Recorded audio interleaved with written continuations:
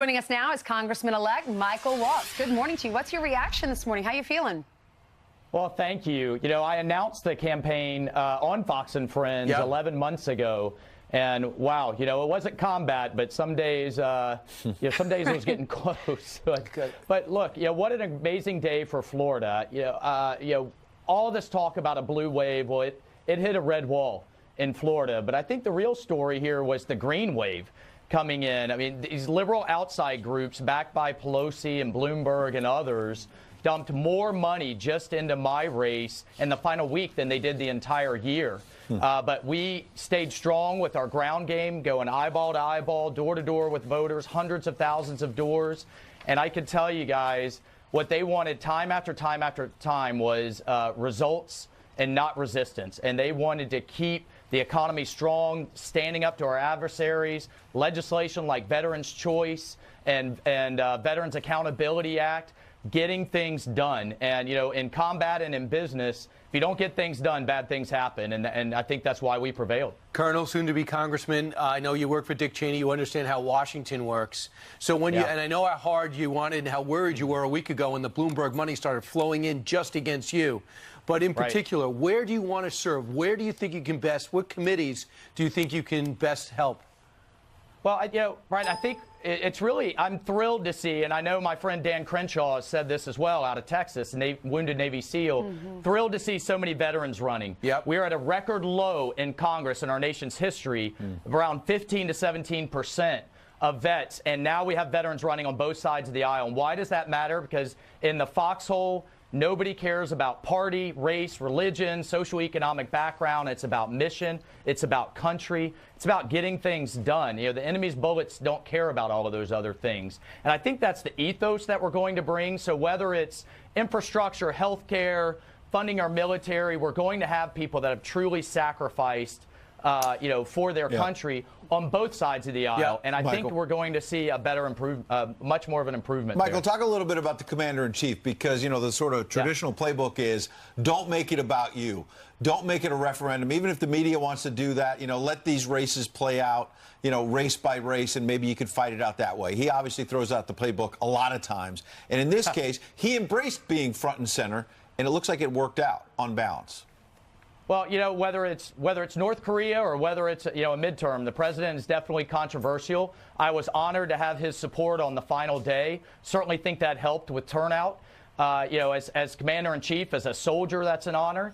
You know, but listen, it goes back to results. I can tell you, talking to people at their doors, they don't care about tweets or all the stuff that the media's covering. What they care about is that their relatives are being hired, the economy's booming, their 401k statement has been higher and higher, and that we're standing up to our adversaries and we're holding our allies accountable. And they want people with the credibility and the experience to fight alongside him. This was really a choice, Brandon, of which America do we want going forward, where you work hard and play by the rules and the sky's the limit, or no matter how hard you work, the government takes more. So, we saw that play out. Good luck with your third career. You were a successful businessman, successful commander, and now you're in Congress. Good luck, Congressman. Thanks so much. Congressman-elect. All right. Congressman-elect. Everyone in the military says they joined to do something bigger than themselves. So thank you for all your sacrifices. Service. God bless you. Absolutely. God bless. All right, straight ahead. A big Final Four ahead for the post-midterm election day. Listen to this. According to our reports, Karl Rove will be here. We have confirmation on David Bossie. And Tennessee Senator-elect Marsha Blackburn. She made history. In the same hour? In the same hour. Unbelievable. Unless I'm really wrong. Which...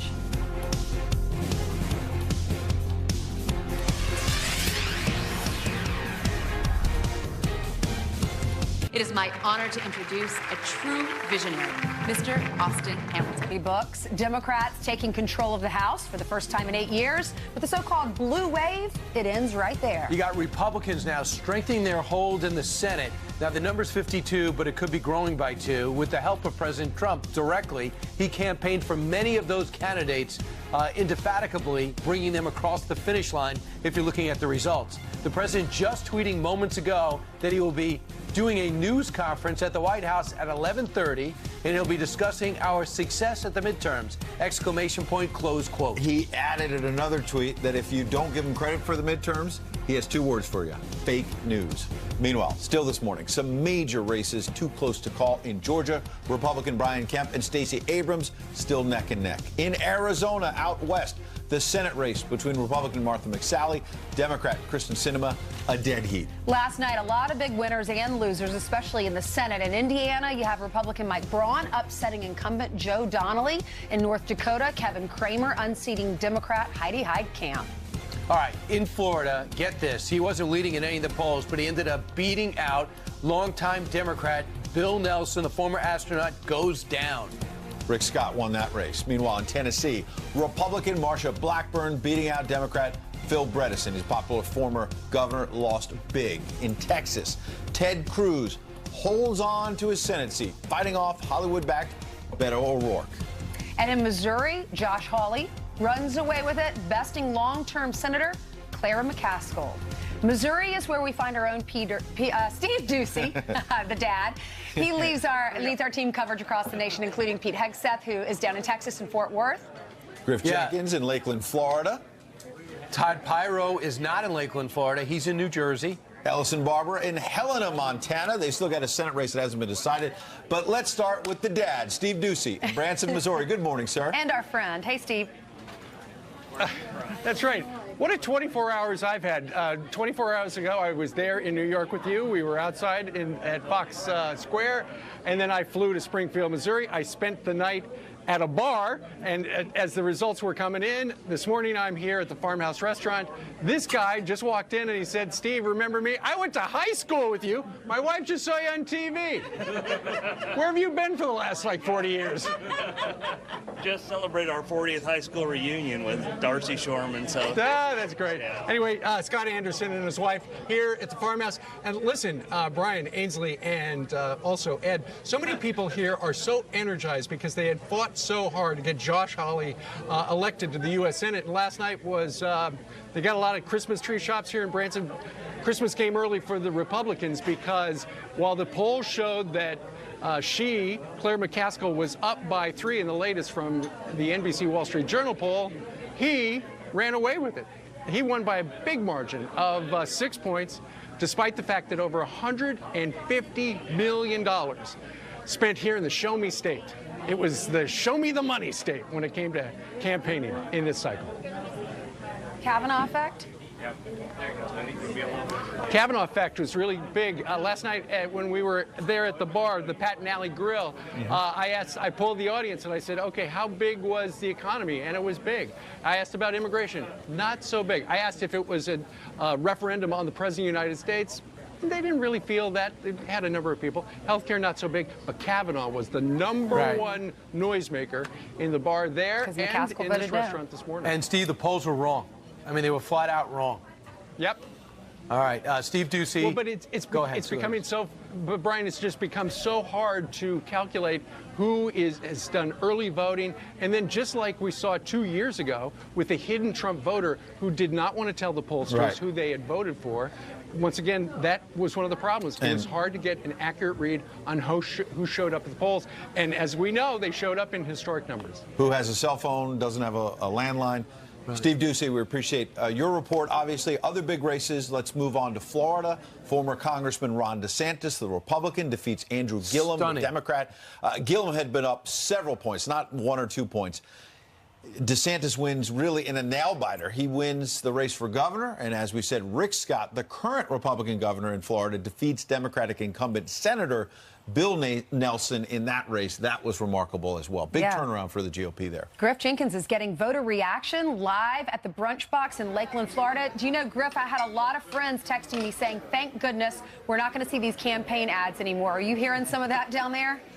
It's all over. I think the guys, Ainsley, are glad that the campaign ads are finally over, and I'm actually getting some reaction from American heroes. 2 gentlemen at this table, Oscar Lindsay and Floyd Williams, World War II veterans. Floyd, thank you for your service. You too, Oscar. What did you make of the results with the elections here? And are you glad the campaign ads will stop on your TV? Oh, right. But I'm mostly satisfied with the election. Could have been better, but could have been a lot worse, too. Could have been better. What would have been better, Floyd? If we'd carried it a little better. little stronger win. For the Republicans? Yes. All right, well, there you go. I'm just going to move a little bit here. Thank you, guys. Thank you. I'm going to sneak back here. I was talking to Will. Will, what did you make of the results last night, and why does it particularly impact you personally? I'm happy that we won the state governor race, Scott winning the Senate race. I voted red all the way down the ballot. I think for me personally, it's about the Latin voters, especially on the I-4 corridor that they always talk about from Tampa and Orlando area, because we have an opportunity as Republicans to reach out to the Latin voters. They don't want to be served fish every day. They want to learn how to fish in our way of society.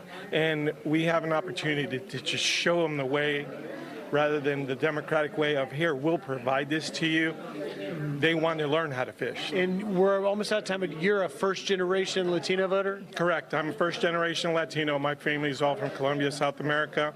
And the biggest influence that we need to do as a Latin is be able to explain to our parents that don't understand English exactly what is being broadcasted.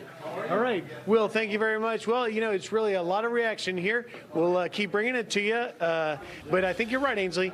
They're glad these ads are finally off the air for and now. robocalls. No more robocalls. Hang on, one minor correction. The ads start for 2020 in about a week or so. Yeah. So they're coming back, bro. Right after Christmas. Griff, don't check your voicemail. You might be able to come home after this. We'll see. All right, now let's get on to Texas, where all the media hype and Hollywood attention couldn't help Beto O'Rourke defeat Ted Cruz. But, man, he got close, and that gets a lot of people in Texas worried who want Republicans to continue to dominate there. Getting voter reaction, Pete Hegseth, because we asked him to. He's at the Old South Pancake House in Fort Worth. Good morning, Pete. Oh, I'd love to get That's right. We are at the Old South Pancake House. One thing I learned about Texas, Texas does not wake up. Why do you guys not wake up until 7 a.m. in Texas? It's been sleepy here, but it's sleepy no more at the Old Pancake House. Look at this cookie right here. They're happy about Ted Cruz. Are we happy about Ted Cruz here?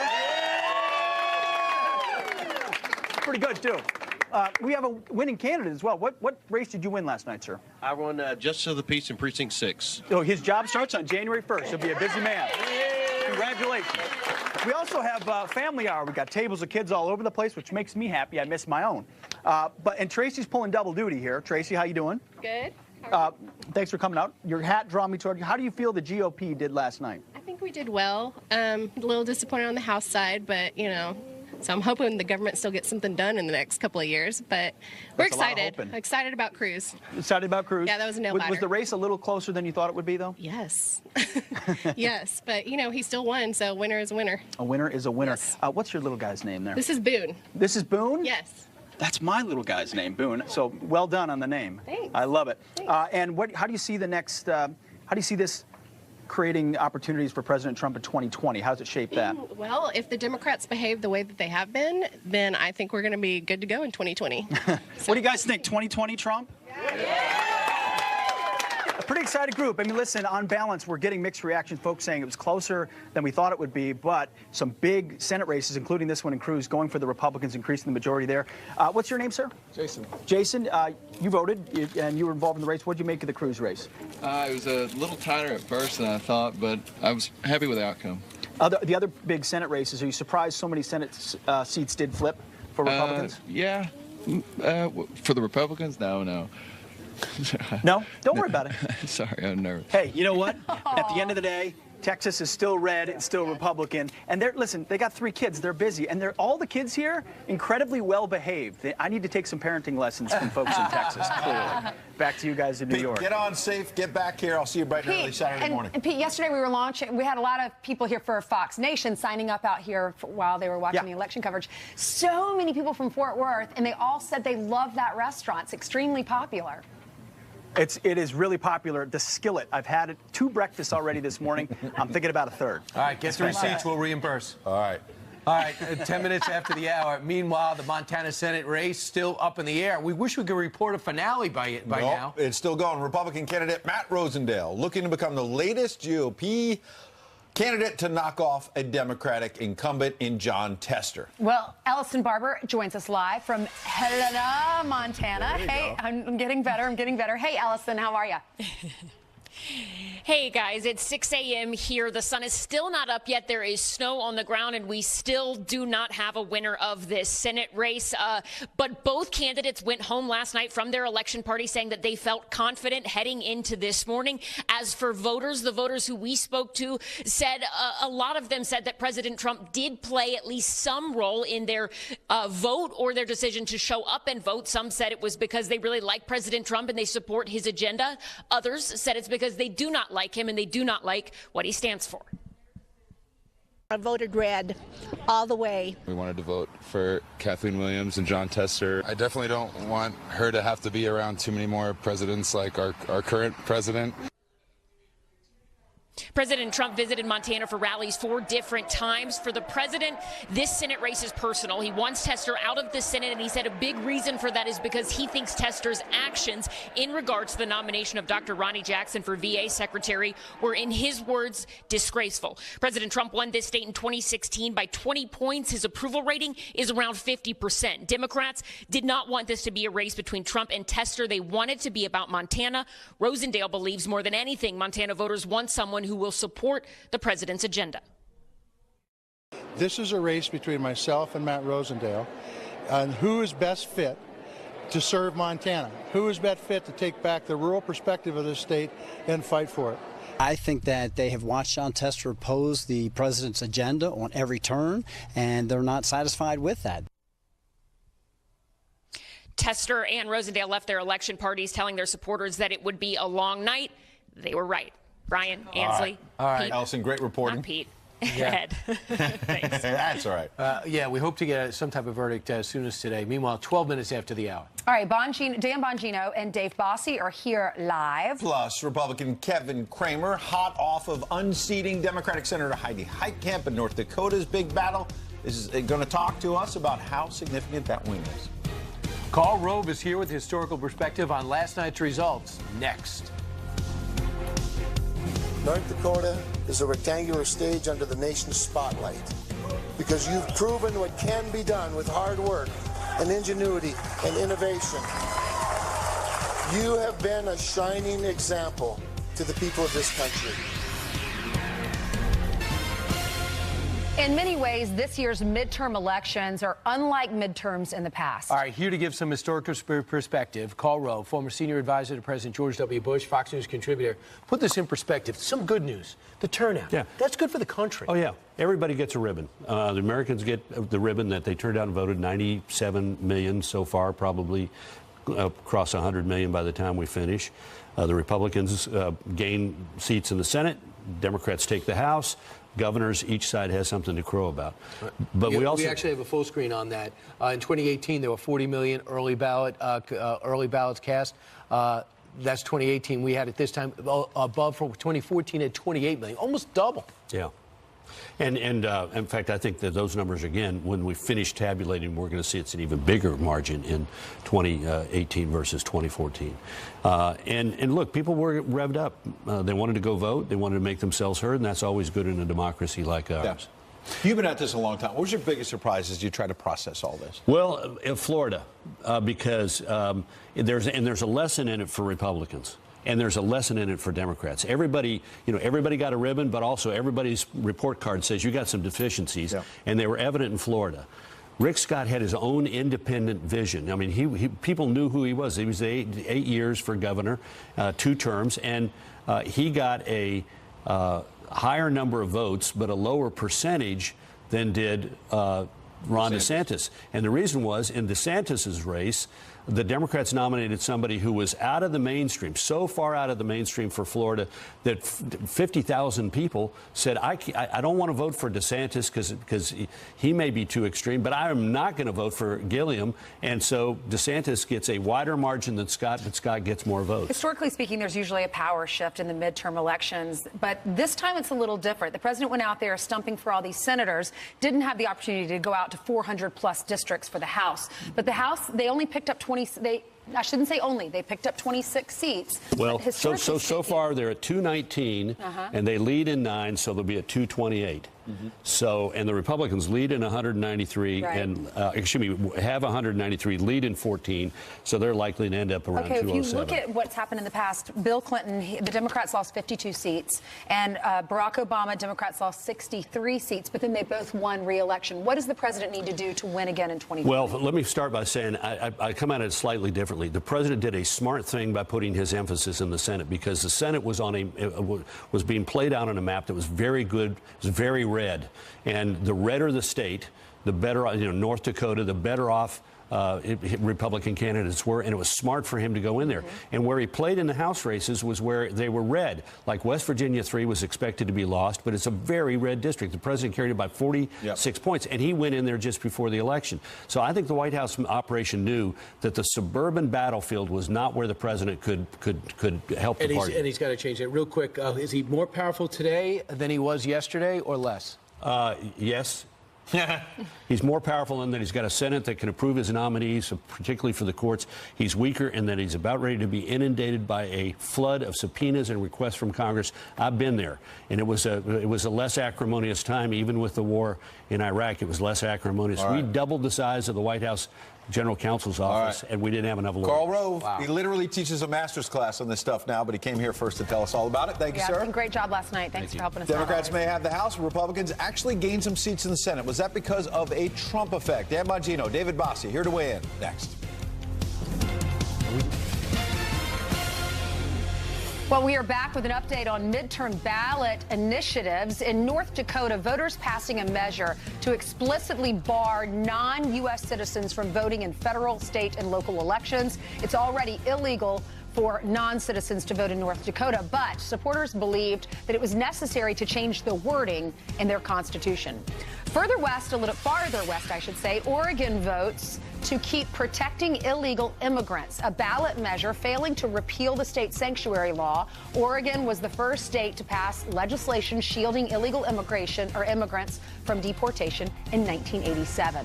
And voters in Washington refused to adopt a nation's first carbon tax. Democrats failing to impose fees on fuel producers and other energy companies for carbon emissions. In 2016, voters in the blue state rejected a similar ballot measure. And 3 states voting to pass pot legislation. Michigan will fully legalize marijuana, while Utah and Missouri legalize it for medical use. A recreational measure in North Dakota failed, but medical cannabis is legal in the state. All right, and there you go. Meanwhile, in Florida, former Congressman Ron DeSantis, get this, defeats Andrew Gillum in a nail-biter in the race for governor of that state. As we told you earlier, Rick Scott has defeated Democratic incumbent forever Bill Nelson in the race for the Senate seat. So that's big news and surprising news. Here to weigh in on these big races, former Trump deputy campaign manager, Fox News contributor David Bossie, and former Secret Service agent, author of a new book, Dan Bongino. Good to see you, gentlemen. Thanks for having us. Dan, let's start with you. You're down in Florida. Talk about this, because the polls had Gillum up several points, not 1 or 2 points. And in the Senate race as well, Rick Scott was coming from behind the whole way. Yeah, Ed, I was sure. I think I even said it on this show, or at least said it on the network. I was pretty sure DeSantis and Scott would pull this out. The reason is there was just no fire behind Nelson. I mean, nobody knew who he was. I had jokingly said people confuse him with Ben Nelson, the old senator from Nebraska. Yeah. I mean, nobody knew who he was. Scott did a really good job on the hurricane recovery, which is always obviously a sensitive issue down here in Florida. And on the Gillum side in the governorship race, I just want, being an activist, Ed, not just a commentator, you go out there and you talk to actual people. Gillum's policies, his policies scared people down here. A lot of Northeasterners moved to Florida to escape the high tax environment, and the idea of a 40% tax increase in Florida was a big no-sell. I wasn't surprised at all that DeSantis win. David, he had a lot of charisma. He has a lot of charisma. He's got a lot of talent, but his record in Tallahassee wasn't strong, and his policies seemed to be counterintuitive to people of Florida. So why was it so close? Well, first of all, Florida has gotten tougher and tougher and tougher for Republicans, but Ron DeSantis ran an incredible race. The early vote, when we saw the early vote, and I talked about this on the network in the last couple of days, when that early vote closed, and in 2016 we were about 100,000 votes down going into Election Day, and we won by about 125,000. Yesterday, Ron DeSantis only went in about 20,000 votes down. So that margin is about what he won by. So he ran an incredible race. Susie Wiles, who came in and ran the campaign, just did an amazing job. And I can't speak highly enough about Rick Scott and Ron DeSantis. And by the way, the President of the United States made the difference in this race. There's no question about that. I was going to say, Dan, how much is this because of the president? His name wasn't on the ballot, but he campaigned like he was out there. He did 3 different campaign rallies the last day, and over the 6 days, I think he did 11 rallies. I mean, he was out there really pushing for some of these senators. Listen, let me just put this out there, because there are a lot of even moderate right-leaning outlets trying to claim the Trump effect wasn't real. You need to get out of your bubble and get away from your typewriter, because you're not on the ground. Where Trump showed up and actively put his name and his political capital on the line, they did very, very well. I mean, outside of Dean Heller, this was almost a clean sweep for Trump. Now, he couldn't show up in every House race, and yes, we had trouble in the suburbs. But keep this in mind. Reagan in 1982 lost, 26 House seats? Came back in 84 and won 49 out of 50 states. Trump may do just about that same way. So the Trump effect is real. You're a fool. Anyone who thought 2016 was otherwise. a fluke. Thanks, Dan. Anyone who thought 2016 was a fluke now has proof it wasn't. No, it definitely was not. But to further Dan's point, if you look at where Donald Trump went, President Trump, he won almost every single race. If you look where Barack Obama went, he lost almost every single race. It was absolutely the polar opposites. The president brought an enthusiasm. You look at the numbers that this president brought out at these rallies. We all saw them. But the intensity, the energy that he brings to the ground. Not just that, but his accomplishments for the last 2 years gave him something to talk to the American people about and say, see, here is what I promised, promise made, promise kept. And that is something that politicians in Washington have not been able to do, and that's why he got elected now in 2016. Republican governors in Ohio and Florida, 2 key battlegrounds heading into 2020. David Bossie, Dan Bongino, thanks for coming in. All right, thanks, guys. And we'll find out what it means. We've got to talk about that, too, how he's going to govern with split government. Meanwhile, what are voters saying about the midterm results? Steve, Todd, and Griff have breakfast with friends in Missouri, Jersey, and Florida. We'll check with them next. Plus, Washington Democrats take on the House, or they take the House for the first time in 8 years, Brian. But the Senate is still running red. Republicans picking up more seats in the chamber, thanks in part to the president, while there are 2 races still out there. Arizona and Montana. With Congress now split, the president tweeting just moments ago, if the Democrats think they're going to waste taxpayer money investigating us at the House level, then we will likewise be forced to consider investigating them for all the leaks of classified information and much else at the Senate level. 2 can play that game. All right. And in all fairness, Nancy Pelosi deserves to be chosen Speaker of the House by the Democrats. If they give her a hard time, perhaps we will add some Republican votes. She has earned this great honor. Sounds like he wants Pelosi to be Speaker. You know what else interesting? They did talk yesterday. Kellyanne Conway indicated that, and they never talked about investigations. She didn't really talk much about investigations in her speech when the balance of power went to the House. Yep. So maybe there is some progress. All right, we have some Fox team coverage right now, getting voter reaction this morning. Todd Pyro live in Lebanon, New Jersey. Griff Jenkins live in Lakeland, Florida. But first, we go to our man Steve Doocy live in Branson, Missouri. Good morning, sir. Good morning, and ladies and gentlemen, we're live on Fox and Friends again. We are not far from the Ozarks here in Branson, Missouri. You know, we've heard from so many pundits already today about what yesterday's election meant to them and their world. We're going to talk to the people rather than the pundits. This guy's name is? I'm Steve. Me too. All right. So, Steve, what was yesterday's election all about? To me, it was about supporting a president and a party that was proud of me, proud of my country, loved my country, mentioned God once in a while, and didn't call me a racist and a Nazi and all the other stuff, and didn't want to take money from everybody and give it to me, so I'd vote for him. All right. That's what it came to. You agree with that, folks? All right. Over here, this man earlier today was disappointed to learn that Steve Doocy, not Peter Doocy, showed up. What did the election mean to you? I think it's a decision what we want our country to be. Yes, I follow that. It gave a voice back to the people that really support the president. All right. I'm coming right over this guy in the red, white, and blue. Stand up, sir, if you would. What do you think? What was the election about yesterday? About everything, but primarily the integrity of the Supreme Court. based upon the Constitution and what it means, what the founders meant, not what it is from a political mindset. All right, very good. So the Kavanaugh decision was big when it came to Claire McCaskill. Well, yes. All right, very good. Thank you very much. Good job. Everybody did a good job. We'll come back a little later on. That was, by the way, and so many people, Ainsley and Brian, Ed, wanted me to tell you hello from Branson, Missouri. You got to come down sometime because it's the best place in America to live, they say. It was great. And bring back some barbecue. You know, in almost every study, it comes out as Branson, Missouri is the best place to live for families. Really? I'm serious. So I got to go down. Thanks for the invite. Good people there, Midwesterners. All right, now to New Jersey, where Senator Bob Menendez, despite accusations of corruption, defeated businessman Bob Hugin in that Senate race. That's where we find Todd Pyro. He's live at the Spinning Wheel Diner in Lebanon, New Jersey. Good morning.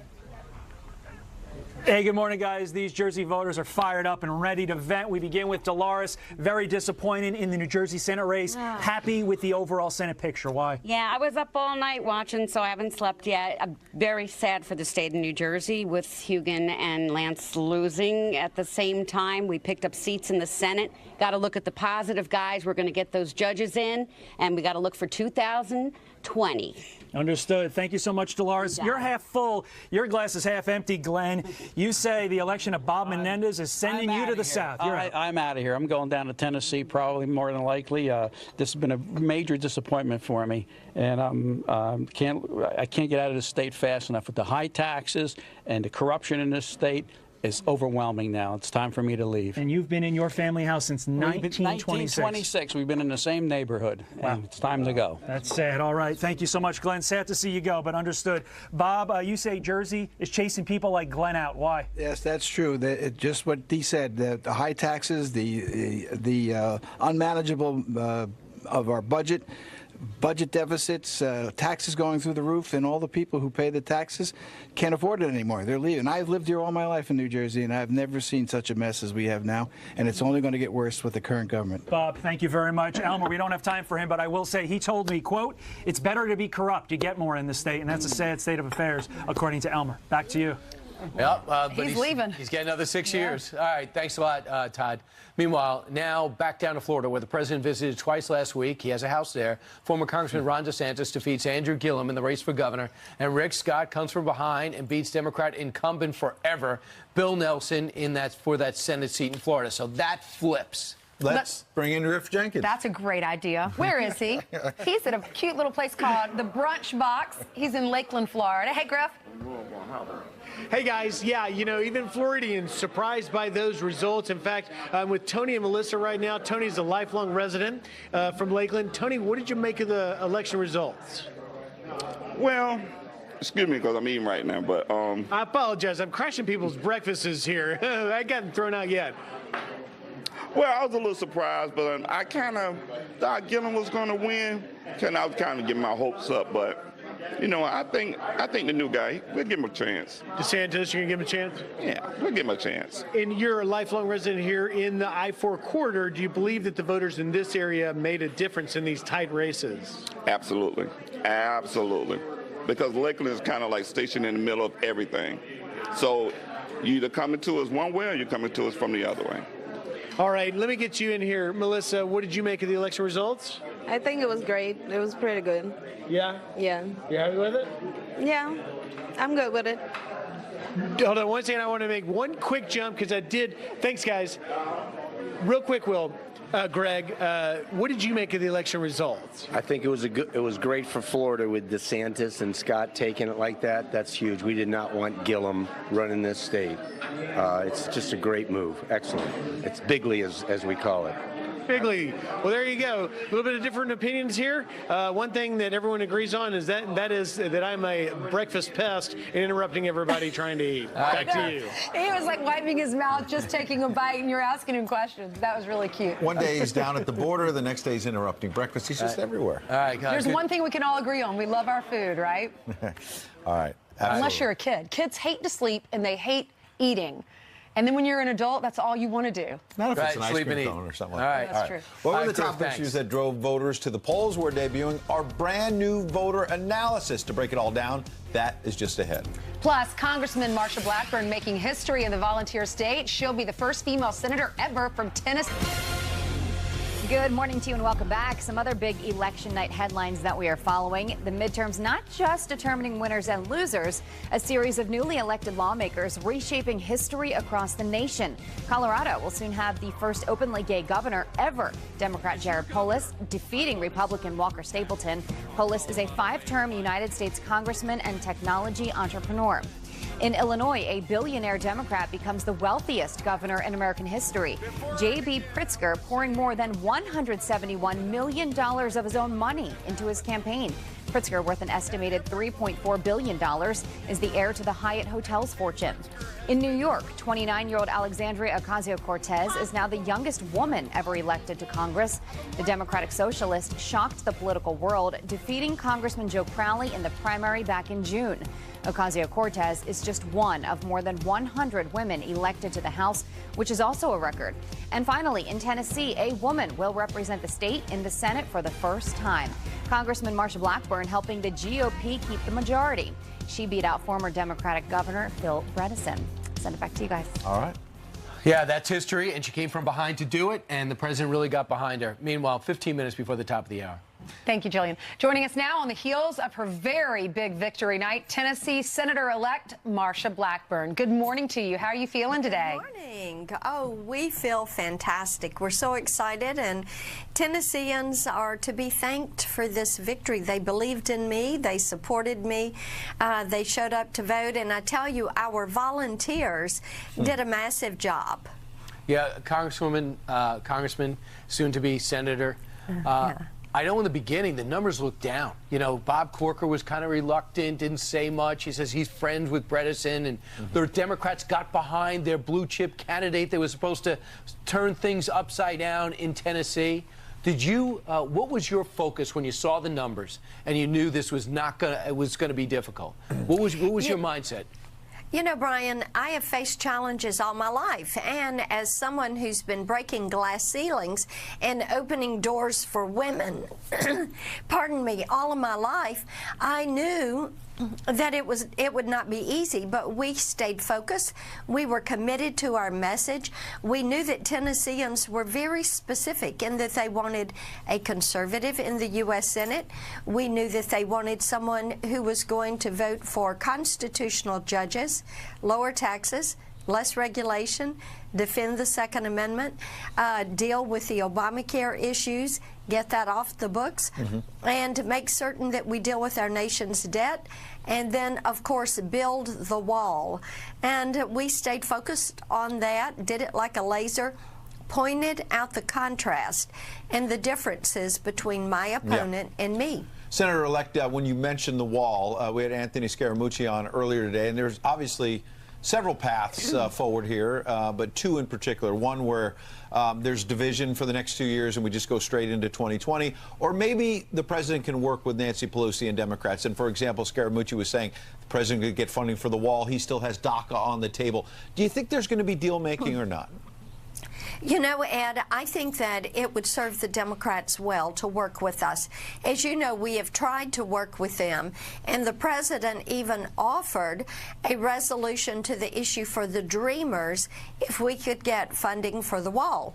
So if Nancy Pelosi really is interested in bipartisanship, my hope would be that she would work with us. The only DACA bill that has ever passed the House is mine.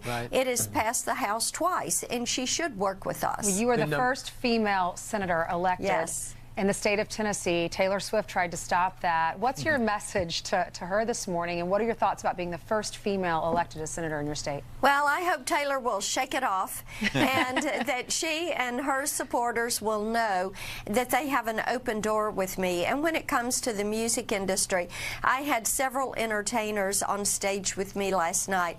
Lee Greenwood and John Rich and Larry Gatlin and Gretchen Wilson. And Just a host of folks from the music industry, and I have dealt with the songwriters' taxation issues, the Music Modernization Act. I have been more supportive of the music industry than any member of Congress. So there's plenty of areas for common ground. We look forward to working with them. Right. It would be great if you did, and it would be great if she did, so people could stop tweeting at each other and start talking to each other. Absolutely. All right. Congratulations. I know how hard you worked. Thank you. Senator-elect. We said yesterday when you were on, you're going to be able to sleep in 24 hours, and you're still up this morning with us. Go get some rest. Thanks. Yes. All right, appreciate it. So what were the top issues that drove voters to the polls? Results of the brand new Fox News voter analysis. You're going to want to see this. We break it all down next. But first, let's check in with Sandra Smith for what's coming up at the top of the hour. Hey, Sandra. Good morning, Ainsley, Ed, and Brian. Good morning, everybody. Big night last night. Big 3 hours coming up. President Trump announcing a short time ago he'll be holding a press conference at 11:30 a.m. Eastern Time from the White House to discuss what he is calling a success in the midterms. We're going to take that live. Plus, now that the Dems have regained control of the House, what is their plan for the next 2 years?